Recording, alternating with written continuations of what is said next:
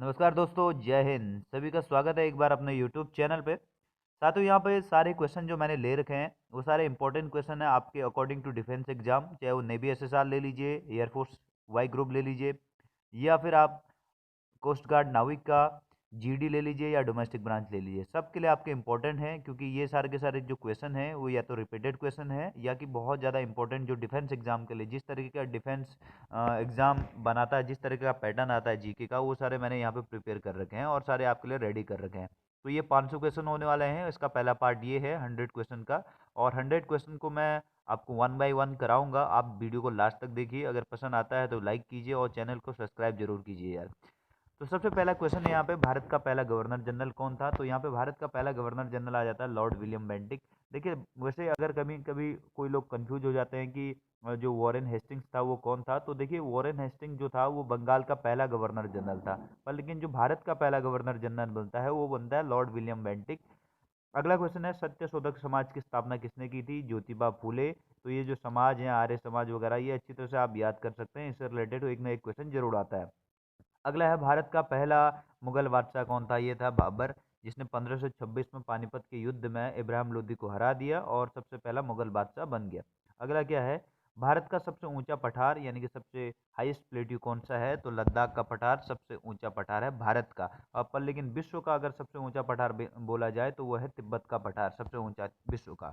अगला है, संविधान का अनुच्छेद 370 किस राज्य से संबंधित है? तो यह है जम्मू एंड कश्मीर। हाल ही में आपको पता है 2019 में 370 को हटा दिया गया जम्मू एंड कश्मीर से। और तो ये इंपॉर्टेंट है, ये जरूर पूछा जाता है। 370 जो है वो जम्मू कश्मीर राज्य से संबंधित है। अगला क्या है, सबसे बड़ी मानव निर्मित झील कौन सी है? ये है गोविंद सागर। ये भारत की सबसे बड़ी मानव निर्मित झील है जो कि हरियाणा में है, और ये सतलज नदी पर बनी है। कौन सी नदी पर? सतलज नदी पर। अगला है, जैन धर्म के संस्थापक कौन थे? देखिए, जैन धर्म के वैसे तीर्थंकर पूछा जाता है, तो तीर्थंकर सबसे पहले ऋषभ देव थे, 23वें थे पारसनाथ और 24वें थे महावीर स्वामी। पर लेकिन जैन धर्म का जो वास्तविक संस्थापक माना जाता है वो माना जाता है महावीर स्वामी को। तो इसका राइट आंसर हो जाएगा महावीर स्वामी। अगला है, भारत का पहला परमाणु रिएक्टर कौन सा था, यानी कि न्यूक्लियर रिएक्टर? तो ये था अप्सरा, जिसको बनाया गया था 1960 में। अगला क्वेश्चन है, भारत में पंचवर्षीय योजना कब से शुरू की गई थी? ये शुरू की गई थी 1951 में, सबसे पहले शुरू की गई थी पंचवर्षीय 5 ईयर्स प्लान। अगला है, एक भी बार लोकसभा में नहीं जाने वाले प्रधानमंत्री कौन थे? ये थे चौधरी चरण सिंह, जो एक भी बार लोकसभा में नहीं गए थे। अगला क्वेश्चन है, किस अनुच्छेद के अनुसार भारत का एक राष्ट्रपति होना चाहिए? या यूं कहें कि भारत का राष्ट्रपति के बारे में जो उल्लेख मिलता है या इसका डिस्कशन मिलता है वो कौन से आर्टिकल में मिलता है? ये मिलता है अनुच्छेद नंबर 52 में, आर्टिकल 52। नेक्स्ट क्वेश्चन है, विश्व की सबसे बड़ी मीठे पानी की झील कौन सी है? ये है सुपीरियर झील, जो कि विश्व की सबसे बड़े मीठे पानी की झील है। अगर वैसे पूछा जाए कि सबसे बड़ी झील कौन सी है विश्व की, तो वो है कैस्पियन सागर, पर लेकिन वो मीठे पानी की ना होकर के वो खारे पानी की झील है। तो यहाँ पे मीठे पानी की पूछा है तो यहाँ पे आपका आंसर हो जाएगा सुपीरियर झील। अगला क्वेश्चन है, बेगम हजरत महल सॉरी सन 1857 में लखनऊ विद्रोह का नेतृत्व किसने किया था? यानी कि अलग अलग जगह से अलग अलग विद्रोह हुए थे, तो लखनऊ में जो विद्रोह हुआ था, यानी कि लखनऊ की ओर से जो नेतृत्व किया था वो किसने किया था? ये किया था बेगम हजरत महल ने। लखनऊ में लखनऊ के लिए नेतृत्व किया था। अगला क्वेश्चन है, संप्रीति युद्ध अभ्यास किन दो देशों के बीच होती है? देखिए, ये युद्ध अभ्यास, हर युद्ध अभ्यास एक ना एक युद्ध अभ्यास जरूर पूछा जा रहा है, हर डिफेंस एग्जाम में, एसएससी हर जगह पूछा जा रहा है। तो आप ये युद्ध अभ्यास एक बार अच्छी तरह से रेडी कर सकते हैं। तो यहाँ पे संप्रीति पूछा गया है, तो संप्रीति है भारत और बांग्लादेश की आर्मी के बीच किया जाता है। तो इसका सही आंसर हो जाएगा भारत और बांग्लादेश। अगला क्वेश्चन है, राफेल को उड़ाने वाली पहली भारतीय महिला पायलट कौन बनी है? तो ये है शिवांगी सिंह, जो कि भारत को सॉरी राफेल को उड़ाने वाली सबसे पहली भारतीय महिला पायलट बनी है शिवांगी सिंह। नेक्स्ट क्वेश्चन है, राज्य के नीति निर्देशक तत्व किस देश के संविधान से लिए गए हैं? ये है आयरलैंड से, जो कि डीपीएसपी यानी कि directive principle of state policy, ये लिए गए हैं आयरलैंड से। और हमारे जो फंडामेंटल राइट हैं वो लिए गए हमारे अमेरिका के संविधान से। फंडामेंटल ड्यूटीज देंगे रशिया से, इमरजेंसी ली गई है हमारी जर्मनी से। तो ये सारे इंपॉर्टेंट हैं, तो आप इनको अच्छी तरह से याद कर सकते हैं। अगला क्वेश्चन है, इजराइल के प्रधानमंत्री कौन है? तो ये है बेंजामिन नेतन्याहू। ये 5 बार 5वीं बार बन चुके हैं, तो ये बहुत इंपॉर्टेंट है, ये हर बार पूछा जाता है। अगला क्वेश्चन है, विश्व की सबसे बड़ी मूर्ति कौन सी है? यह है स्टैचू ऑफ यूनिटी, 182 मीटर, जो कि भारत में है, जो कि गुजरात में है। विश्व की सबसे बड़ी मूर्ति, भारत की न होकर के सबसे विश्व की सबसे बड़ी मूर्ति है statue of unity, Sardar Vallabh भाई पटेल जी की। अगला क्वेश्चन है, संविधान की किस अनुसूची में 22 भाषाओं का उल्लेख मिलता है? तो यह है 8वीं अनुसूची, यानी कि 8th शेड्यूल में जो 22 भाषाएं हैं हमारे संविधान की, उसमें 8th शेड्यूल में रखा गया है। अगला क्वेश्चन है, किस संविधान संशोधन के तहत मौलिक अधिकारों को, मौलिक कर्तव्यों को संविधान में जोड़ा गया था? यह है 42वां संविधान संशोधन, जो कि 1976 में हुआ था, और इसी के अकॉर्डिंग भारत के संविधान में जो मौलिक फंडामेंटल ड्यूटीज है उनको जोड़ा गया था। अगला क्वेश्चन है, मौलिक अधिकार कौन से देश के संविधान से लिए गए हैं? तो ये लिए गए हैं अमेरिका के संविधान से लिए गए हैं मौलिक अधिकार। अगला क्वेश्चन है, विश्व का सबसे गहरा महासागर कौन सा है? तो यह है प्रशांत महासागर, पैसिफिक ओशियन। आयरन की कमी से होने वाला रोग कौन सा है? तो यह है अनीमिया, इसका राइट आंसर हो जाएगा अनीमिया, जो कि आयरन की कमी से होता है। किस मुगल बादशाह के काल को पेंटिंग यानी कि चित्रकला का स्वर्ण युग कहा जाता है? तो यह है जहांगीर। देखिए, चित्रकला का जो स्वर्ण युग है वो जहांगीर का काल होगा, और यहाँ पे आर्किटेक्चर यानी कि इमारत वगैरह जो बनी थी उसका स्वर्ण काल जो कहा जाता है वो कहा जाता है शाहजहां। नेक्स्ट क्वेश्चन है, नील नदी का उद्गम स्थल कहाँ है? विक्टोरिया। देखिए, नील नदी जो कि हमारी अफ्रीका में बहती है, और नील नदी का जो उद्गम स्थल है वो विक्टोरिया झील यानी कि मिस्र में जो विक्टोरिया झील है वहीं से ये निकलती है, और मिस्र को नील नदी का वरदान भी कहा जाता है। अगला क्वेश्चन है, हेनिस नेशनल पार्क कौन से राज्य में स्थित है? तो ये है लद्दाख में। देखिए, ये बहुत इंपॉर्टेंट हो जाता है, क्योंकि लद्दाख जब से बना है, जब से जम्मू कश्मीर से धारा 377 हटने के बाद जम्मू कश्मीर के दो टुकड़े हो गए, लद्दाख और जम्मू कश्मीर, और दोनों के दोनों केंद्र शासित प्रदेश यानी कि यूनियन टेरिटरी बनाए गए हैं, तब से ये जो हेनिस नेशनल पार्क यानी कि जो भारत का सबसे टॉप पर, सबसे ऊंचाई पर बना नेशनल पार्क था, हिम तेंदुओं के लिए जो इम्पोर्टेंट है या फेमस है, तो वो पूछा जरूर जाएगा। तो यहाँ पे आंसर हो जाएगा लद्दाख, क्योंकि हाल ही में इससे रिलेटेड कुछ न कुछ घटना हुई है, तो ये इंपॉर्टेंट है। अगला क्वेश्चन है, हीराकुंड बांध कौन सी नदी पर बना है? तो ये है महानदी पर, जो कि उड़ीसा में है हीराकुंड बांध। विश्व का सबसे बड़ा गुंबद कहाँ स्थित है? यह है बीजापुर में, विश्व का सबसे बड़ा गुंबद, डोम। अगला है, भारत में परमाणु अनुसंधान के जनक किसे कहा जाता है? तो ये कहा जाता है होमी जे भाभा को परमाणु अनुसंधान का जनक भी कहा जाता है। अगला है, सौरमंडल का सबसे बड़ा उपग्रह कौन सा है? गैनीमेड, जो कि बृहस्पति यानी कि जुपिटर का सबसे बड़ा सैटेलाइट है, यानी कि सौरमंडल का सबसे बड़ा जो उपग्रह है वो है गैनीमेड। और सबसे जो छोटा जो है वो डीमोस है। कौन सा है? डीमोस, जो कि मंगल का है, यानी कि मार्स का सबसे छोटा है डीमोस, और सौरमंडल का सबसे बड़ा उपग्रह यानी कि सैटेलाइट वो है गैनीमेड, जो कि बृहस्पति यानी कि जुपिटर का है। अगला है, पद्मश्री, पद्म भूषण, पद्म विभूषण, भारत रत्न से सम्मानित होने वाले एकमात्र व्यक्ति कौन से हैं? देखिए, इन सभी चारों सम्मान से जो पुरस्कृत हुए हैं वो है मदर टेरेसा। मदर टेरेसा एकमात्र ऐसी औरत है या एकमात्र ऐसे व्यक्ति है जिनको अभी तक इन चारों पुरस्कारों से सम्मानित किया जा चुका है, जो कि भारत के सबसे टॉप मोस्ट पुरस्कारों में से आते हैं, भारत रत्न, पद्म विभूषण, पद्म भूषण और पद्मश्री। अगला क्वेश्चन है, जर्मनी का एकीकरण किसके द्वारा किया गया है? तो ये कहा किया गया था बिस्मार्क के द्वारा। और एक चीज़ और है, भारत का एकीकरण किसके द्वारा किया गया था? ये किया गया था सरदार वल्लभ भाई पटेल के द्वारा, तो इसीलिए सरदार वल्लभ भाई पटेल को भारत का बिस्मार्क भी कहा जाता है। अगला क्वेश्चन है, स्वतंत्र भारत की सबसे पहली महिला मुख्यमंत्री कौन बनी थी? ये बनी थी सुचेता कृपलानी, जो कि उत्तर प्रदेश राज्य की बनी थी, और स्वतंत्र भारत में पहली महिला मुख्यमंत्री बनी थी सुचेता कृपलानी। अगला है, कुकी जनजाति मुख्यतः कौन से राज्य में पाई जाती है? ये पाई जाती है मणिपुर में।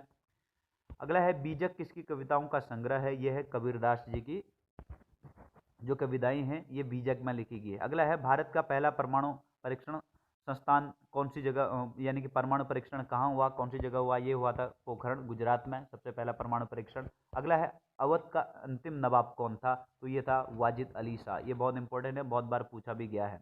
अवध का अंतिम नवाब वाजिद अली शाह। अगला कौन सा है, कौन से गवर्नर जनरल द्वारा हड़प नीति अपनाई गई थी? ये थे लॉर्ड डलहौजी के द्वारा। हड़प नीति यानी कि जिस भी राज्य का कोई उत्तराधिकारी नहीं हुआ करता था तो वो सीधे सीधे अपने ईस्ट इंडिया कंपनी में उस राज्य को मिला लिया करता था। यही हड़प नीति थी जो कि डलहौजी द्वारा अपनाई गई थी। अगला है, भारत में पहली नियमित जनसंख्या कब से शुरू की गई थी? ये 1881 में लॉर्ड रिपन के द्वारा शुरू की गई थी, जो कि पहली नियमित जनसंख्या थी। वैसे तो 1872 में सबसे पहली जनसंख्या हो गई थी, जो कि लॉर्ड मेयो के कार्यकाल में हुई थी, पर लेकिन सबसे पहले नियमित यानी कि एक फ्रीक्वेंट जो जनसंख्या हुई थी सबसे पहले वो 1881 में शुरू की गई थी। अगला है, सेशेल्स की मुद्रा क्या है? तो सेशेल्स की मुद्रा है रुपया। अगला है, उपराष्ट्रपति को शपथ कौन दिलाता है? तो ये है राष्ट्रपति। देखिए, उपराष्ट्रपति को शपथ जो दिलाता है वो राष्ट्रपति, और राष्ट्रपति को जो शपथ दिलाता है वो सुप्रीम कोर्ट का जो जज है, चीफ जस्टिस ऑफ इंडिया, उसके द्वारा दिलाई जाती है। और जो उपराष्ट्रपति है वो अपना जो त्याग पत्र है वो किसको सौंपता है, वो राष्ट्रपति को सौंपता है। और राष्ट्रपति किसको सौंपता है, वो उपराष्ट्रपति को सौंपता है। तो ये चीज़ अच्छी तरह से बहुत बार पूछा जाता है कि राष्ट्रपति किसको अपना त्याग पत्र सौंपता है, तो उपराष्ट्रपति को सौंपता है। और उपराष्ट्रपति किसको सौंपता है, राष्ट्रपति को सौंपता है। अब नेक्स्ट क्वेश्चन है डीडीटी क्या है, तो ये डीडीटी एक तरीके का कीटनाशक है। अगला है चेचक के टीके की खोज किसके द्वारा की गई थी, ये की गई थी एडवर्ड जेनर के द्वारा। अगला है किस राज्य की समुद्री सीमा सबसे लंबी है, तो यह है गुजरात की समुद्री सीमा सबसे लंबी है। अगला है खरीफ की फसल का जो समय काल होता है वो कितना होता है, यह कौन से महीने में खरीफ की फसल उगाई जाती है, ये होता है जुलाई से अक्टूबर तक। जो धान है ये खरीफ की फसल का एक प्रमुख उदाहरण है। अगला है प्राचीन नालंदा विश्वविद्यालय की स्थापना किसके द्वारा की गई थी, तो प्राचीन जो नालंदा विश्वविद्यालय था वो कुमारगुप्त के द्वारा बनाया गया था। अगला क्वेश्चन है पंचतंत्र के लेखक कौन थे, तो ये थे विष्णु शर्मा। अगला क्वेश्चन है 1909 में कांग्रेस के लाहौर अधिवेशन की अध्यक्षता किसके द्वारा की गई थी, ये की गई थी मदन मोहन मालवीय के द्वारा। अगला है कालीबंगा कौन से राज्य में स्थित है, देखिए ये सिंधु घाटी सभ्यता का एक प्रमुख नगर है, और जो कि कालीबंगा जो कि है राजस्थान में। और एक और आता है राखीगढ़ी। देखिए राखीगढ़ी सबसे ज़्यादा इंपॉर्टेंट है क्योंकि राखीगढ़ी भारत में सबसे बड़ा हड़प्पा स्थान है, सबसे बड़ा सिंधु घाटी सभ्यता का सबसे बड़ा जो स्थल है भारत में वो है राखीगढ़ी। तो ये राखीगढ़ी आता है हरियाणा में, तो ये भी इंपॉर्टेंट है। देखिए कालीबंगा राजस्थान और राखीगढ़ी हो गया हमारा हरियाणा। अगला क्वेश्चन है विजयनगर साम्राज्य की स्थापना किसके द्वारा की गई थी, ये की गई थी हरिहर एवं बुक्का के द्वारा, जो कि 1331 में विजयनगर साम्राज्य की स्थापना की गई थी। अगला क्वेश्चन है महात्मा गांधी दक्षिण अफ्रीका से भारत कब लौटे थे, तो ये लौटे थे 9 जनवरी 1915 को दक्षिण अफ्रीका से भारत लौटे थे। और 9 जनवरी को इसी दिन को याद रखते हुए 9 जनवरी को ही क्या मनाया जाता है, प्रवासी भारतीय दिवस भी मनाया जाता है। अगला क्वेश्चन है बुद्ध चरित्र के लेखक कौन थे, तो ये थे बुद्ध चरित्र के लेखक नागसेन थे। नेक्स्ट क्वेश्चन है किस मुगल शासक ने दीन ए इलाही की स्थापना की गई थी, तो ये अकबर के द्वारा की गई थी दीन ए इलाही की स्थापना। और एक चीज़ इंपॉर्टेंट ये है कि दीन ए इलाही को मानने वाला एकमात्र व्यक्ति था बीरबल। इसके अलावा किसी भी व्यक्ति ने दीन ए इलाही धर्म को नहीं माना था, नहीं अपनाया था। अगला क्वेश्चन है शरीर में तांबे की कमी की अधिकता से तांबे की अधिकता से कौन सा रोग होता है, तो ये है विल्सन। या अगर शरीर में अगर आपका तांबा बढ़ जाता है तो उसकी वजह से आपका होगा विल्सन नामक रोग। अगला है सेनाध्यक्ष की नियुक्ति कौन करता है, तो ये करता है राष्ट्रपति। तीनों सेनाध्यक्ष यानी कि जो थल सेनाध्यक्ष, वायु सेनाध्यक्ष और नौ सेनाध्यक्ष, तीनों की नियुक्ति जो करता है वो करता है राष्ट्रपति। अगला है चुंबक का चुंबकीय क्षेत्र कौन सी जगह सबसे अधिक होता है, ये होता है ध्रुव पर। देखिए अगर ये चुंबक है तो इसका चुंबकीय क्षेत्र सबसे ज़्यादा ध्रुव पर होगा, नॉर्थ पोल और साउथ पोल पर, और बीच में सबसे कम होगा। तो ये भी बहुत इंपॉर्टेंट है। अगला है कालिदास किस राजा के नवरत्नों में से एक थे, तो ये थे विक्रमादित्य यानी कि चंद्रगुप्त सेकंड भी बोला जाता है। चंद्रगुप्त सेकंड को विक्रमादित्य भी बोला जाता है। और इन्हीं के 9 रत्न हुआ करते थे, जैसे अकबर के भी 9 रत्न हुआ करते थे, उसी तरीके से चंद्रगुप्त विक्रमादित्य के भी 9 रत्न हुआ करते थे, और जिसमें कालिदास सबसे प्रमुख कवि थे। अगला क्वेश्चन है वर्तमान में भारत में उच्च न्यायालयों की संख्या कितनी है, तो यह है 25, यानी कि 25 हाई कोर्ट अभी भारत में है। और सबसे जो लेटेस्ट हाई कोर्ट बना है वो है तेलंगाना हाई कोर्ट। अगला क्वेश्चन है वायुमंडल के कौन से मंडल में विमान उड़ते हैं, ये उड़ते हैं समताप मंडल। देखिए अगला क्वेश्चन है कादम्बरी के रचयिता कौन है, तो कादम्बरी के रचयिता है बाणभट्ट। और बाणभट्ट हर्ष के दरबारी कवि थे और इन्होंने हर्ष चरित भी लिखी है। अगला है भारत के पहले फील्ड मार्शल कौन थे, तो ये थे सैम मानेकशॉ, जो कि भारत के पहले फील्ड मार्शल थे। अगला है हिरोशिमा दिवस कब मनाया जाता है, तो ये मनाया जाता है 6 अगस्त को, क्योंकि 6 अगस्त 1945 को अमेरिका ने हिरोशिमा पर क्या गिराया था, बम गिराया था। अगला है होपमैन कप किस खेल से संबंधित है, तो ये है टेनिस से। अगला क्वेश्चन है डूरंड कप कौन से खेल से संबंधित है, तो ये है फुटबॉल से। अगला है भगवान बुद्ध को ज्ञान की प्राप्ति कौन सी जगह से हुई, तो ये हुई बोध गया में। देखिए बोध गया में ज्ञान की प्राप्ति हुई थी और कुशीनगर में इनकी मृत्यु हुई थी। ये भी इंपॉर्टेंट आता है कि इनका जन्म कहाँ पे हुआ था, लुम्बिनी में हुआ था। कहाँ हुआ था, लुम्बिनी में। और इनको ज्ञान की प्राप्ति हुई थी गया में, बोध गया जो कि बिहार में है। और इनकी जो मृत्यु हुई थी वो हुई थी कुशीनगर में। कहाँ हुई थी, कुशीनगर में। अगला है पोंगल किस राज्य का त्योहार है, तो यह है तमिलनाडु का।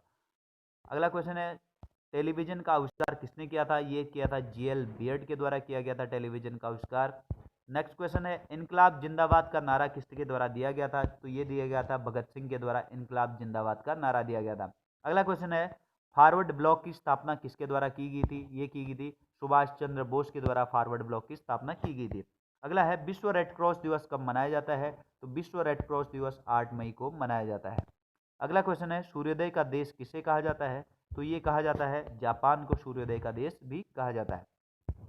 अगला क्वेश्चन करते हैं, दिल्ली को भारत की राजधानी कब बनाया गया?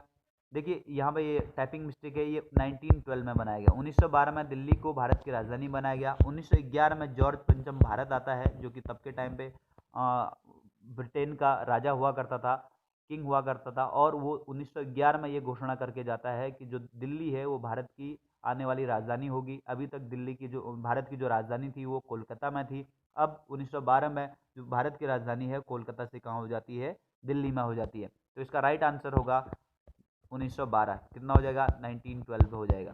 अगला क्वेश्चन है, भारत में पहली बार रेल कब चलाई गई थी? तो ये पहली बार जो रेल चलाई गई थी भारत में सन 1853 में चलाई गई थी। अगला है, संयुक्त राष्ट्र संघ में हिंदी में भाषण देने वाले सबसे पहले भारतीय कौन थे? तो ये थे अटल बिहारी वाजपेयी, जिन्होंने यूएनओ यूनाइटेड नेशनल ऑर्गेनाइजेशन में सबसे पहले हिंदी में भाषण दिया गया था। एक मिनट। अगला क्वेश्चन है, संयुक्त राष्ट्र संघ का 193वां देश कौन सा था? तो ये है दक्षिणी सूडान। देखिए अभी तक यूनाइटेड नेशन में कुल 193 देश शामिल हैं, और जो सबसे लास्ट था 193वां वो था दक्षिणी सूडान या साउथ सूडान। अगला है, बिहू किस राज्य का प्रसिद्ध नृत्य है? तो यह है असम। ये बहुत बार पूछा गया है तो इसलिए इम्पोर्टेंट है। अगला है, भारत की मुख्य भूमि का सबसे दक्षिणतम बिंदु कौन सा है? तो यह है कन्याकुमारी। मुख्य भूमिका, देखिए यहाँ पे पूछा नहीं गया कि भारत का सबसे दक्षिणतम बिंदु यानी कि साउथर्न पॉइंट कौन सा है, वो नहीं पूछा गया, बल्कि यहाँ पे पूछा गया मुख्य भूमि, यानी कि मुख्य भूमिका जो ये आपको ये दिखता है ये वाला प्रीफेस, यहाँ पर जो कन्याकुमारी है वो सबसे दक्षिणतम बिंदु है। अगर पूछा जाए वैसे भारत का सबसे दक्षिणतम बिंदु कौन सा है, तो वो है इंदिरा पॉइंट या पिग मिलियन पॉइंट, जो कि अंडमान एंड निकोबार में है, पर लेकिन वो मुख्य भूमि में नहीं है। तो सबसे मुख्य भूमि का जो दक्षिणतम बिंदु हो जाएगा वो हो जाएगा कन्याकुमारी। अगला है, आर्य समाज की स्थापना किसके द्वारा की गई थी? ये की गई थी स्वामी दयानंद सरस्वती के द्वारा आर्य समाज की स्थापना की गई थी। लाला लाजपत, देखिए पंजाब केसरी के नाम से किसे जाना जाता है? तो ये जाना जाता है लाला लाजपत राय। अगला है, हिंदी भाषा का सबसे पहला समाचार पत्र कौन सा था? तो ये था उद्यत मारदंड। ये बहुत ज़्यादा इम्पोर्टेंट है। और वैसे भारत का सबसे पहला जो समाचार पत्र था वो था बंगाल गजट, पर लेकिन यहाँ पे हिंदी भाषा का सबसे पहला समाचार पत्र पूछा गया तो वो है उद्यत मारदंड। अगला है, रामचरितमानस कौन सी भाषा में लिखी गई है? तो ये लिखी गई अवधी भाषा में। जो तुलसीदास जी ने इसकी रचना की थी तो ये की गई थी अवधी भाषा में, इसकी रचना की गई थी। आधुनिक ओलंपिक खेलों की शुरुआत कब से शुरू की गए थे? यानी कि जो आधुनिक ओलंपिक थे वो कब से शुरुआत किए गए थे? तो ये 1896 से शुरुआत किए गए थे, और ये सबसे पहले हुए थे एथेंस में। अगला है, भारत ने आखिरी बार स्वर्ण पदक कब और कहाँ जीता? तो ये जीता था भारत ने सबसे आखिरी बार स्वर्ण पदक वो मॉस्को 1980 में जीता था आखिरी बार भारत ने स्वर्ण पदक। अगला क्वेश्चन है, संविधान के किस अनुच्छेद के अनुसार हिंदी को राष्ट्रभाषा घोषित किया गया है? तो ये किया गया है अनुच्छेद 343 के अनुसार हिंदी को राष्ट्रभाषा नेशनल लैंग्वेज के तौर पे इसको घोषित किया गया है, अनुच्छेद 343। अगला है, संयुक्त राष्ट्र संघ सुरक्षा परिषद में कितने सदस्य होते हैं? ये होते हैं 15 सदस्य, यानी कि जो उसकी सुरक्षा परिषद होती है यूएनओ की, उसमें होते हैं टोटल 15 मेंबर। अगला क्वेश्चन है, ओलंपिक खेलों में स्वर्ण पदक जीतने वाले सबसे पहले भारतीय खिलाड़ी कौन से थे? तो ये थे अभिनव बिंद्रा, जिन्होंने ओलंपिक खेलों में सबसे पहले स्वर्ण पदक जीता था। नेक्स्ट क्वेश्चन है, 2011 की जनसंख्या के अनुसार किस राज्य की जनसंख्या सबसे कम थी? तो ये थी सिक्किम की, और सबसे ज़्यादा थी वो थी उत्तर प्रदेश की। अगला क्वेश्चन है, हैदराबाद को भारतीय संघ में मिलाने के लिए कौन सा ऑपरेशन चलाया गया था? तो ये चलाया गया था ऑपरेशन पोलियो। देखिए जब सारे के सारे जो रजवाड़े थे वो सारे के सारे भारतीय संघ में मिल रहे थे, पर लेकिन जो हैदराबाद का निज़ाम था वो मान नहीं रहा था, इसलिए भारतीय सेना के द्वारा ऑपरेशन पोलो चलाया गया, जिसके तहत हैदराबाद के निज़ाम को अपने राज्य को भारतीय संघ में मिलाना पड़ा था। अगला क्वेश्चन है, चंडीगढ़ के आर्किटेक्चर कौन थे? तो ये थे ले कॉर्बसियर। देखिए यहाँ पे पूछा जाता है दिल्ली के आर्किटेक्चर कौन थे, तो वो आ जाएगा लुटियंस। तो और यहाँ पे अगर चंडीगढ़ के पूछा जाएगा तो ये आएगा ले कॉर्बसियर। अगला क्वेश्चन है पुष्कर मेला कहाँ लगता है, तो ये लगता है अजमेर में, जो कि राजस्थान में है। अगला है विश्व कला का सबसे बड़ा संग्रहालय कौन सा है, तो ये है सलारगंज। नेक्स्ट क्वेश्चन है फारसी त्योहार नौरोज की शुरुआत किसके द्वारा की गई थी, ये शुरुआत की गई थी बलबन के द्वारा। नौरोज जो चलाया गया था फारसी त्योहार, वो बलबन के द्वारा शुरू किया गया था। अगला क्वेश्चन है लक्षद्वीप में कौन सी भाषा बोली जाती है, तो ये बोली जाती है मलयालम। देखिए यहाँ पे लक्षद्वीप कहाँ पे, यहाँ पे केरल के अगल बगल है लक्षद्वीप, तो सीधी सी बात है जो केरल में बोली जाएगी वही भाषा लक्षद्वीप में बोली जाएगी, तो लक्षद्वीप में बोली जाती है मलयालम भाषा। अगला है एस्टर त्योहार किस धर्म में मनाया जाता है, तो ये मनाया जाता है ईसाइयों द्वारा, यानी कि क्रिश्चियन द्वारा ईस्टर मनाया जाता है।